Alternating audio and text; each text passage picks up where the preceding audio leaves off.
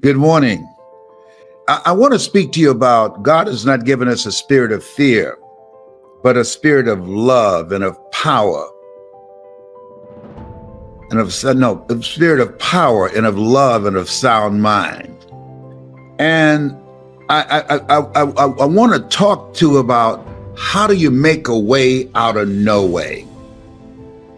When you have millions of people who are feeling powerless, and many people have lost their jobs. I was reading a guy named Chase, and he lost his job, and he was evicted before the restrictions. He's sleeping in his truck, and then his truck was hit by a hit and run driver, and that limited his ability to go around and to find employment. He was sleeping in his truck. And he said something that grabbed me. He said, "This is a new place for me, a new experience. Standing at the end of a ramp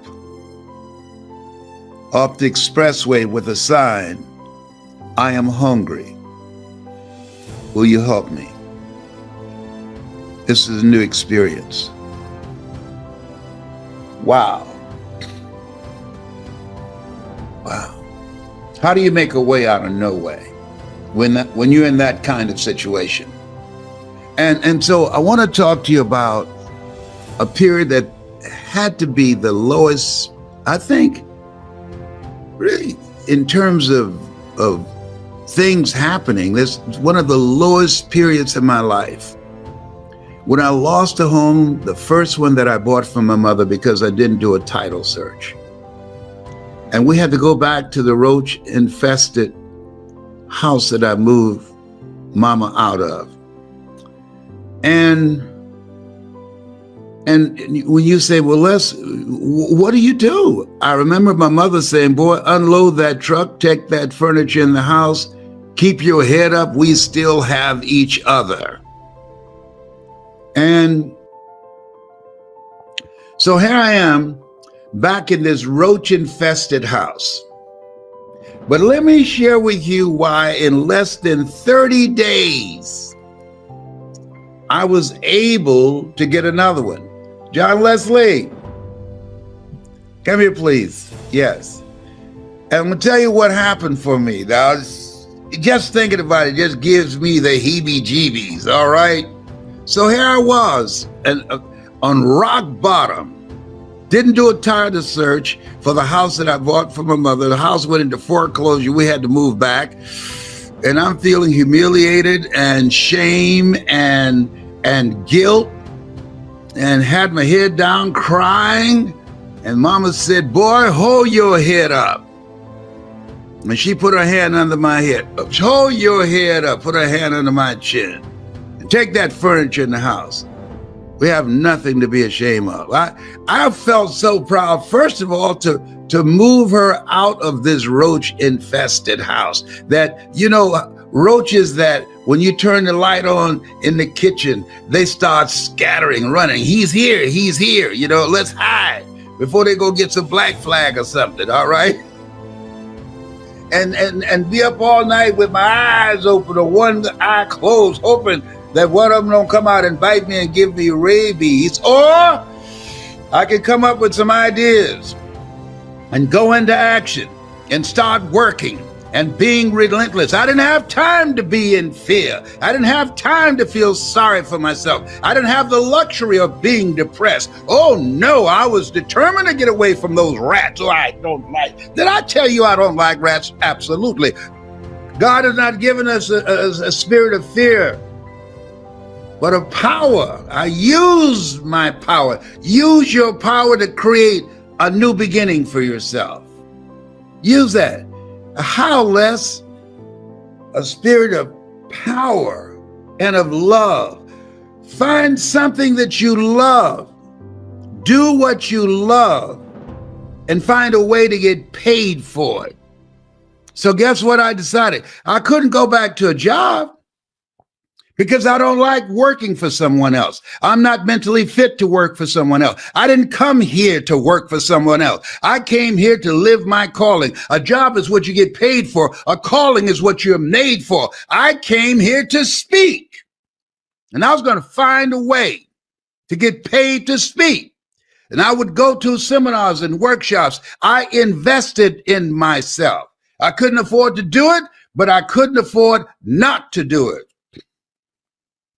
And I'd watch these speakers, and I'd go to their seminars, and I would study them. And I'd say, hey, I can do that too. I read their books. Hey, I got a book in me too. Live your dreams. I know about tough times. And see, they can make you or they can break you. Come on now. Come on, bring it. Come on now. I had to replace fearfulness with being fearless and creative and take the initiative to do something else with my life. See, we all have these tough moments in life. Walt Disney filed bankruptcy 7 times and he had 2 nervous breakdowns. Oh, he was bent, but he wasn't broken. He kept creating. Someone stole his first cartoon that had great promise. And someone stole it. Somebody on his team stole it from him.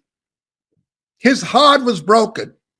But he didn't stay there, being angry and bitter and talking about it.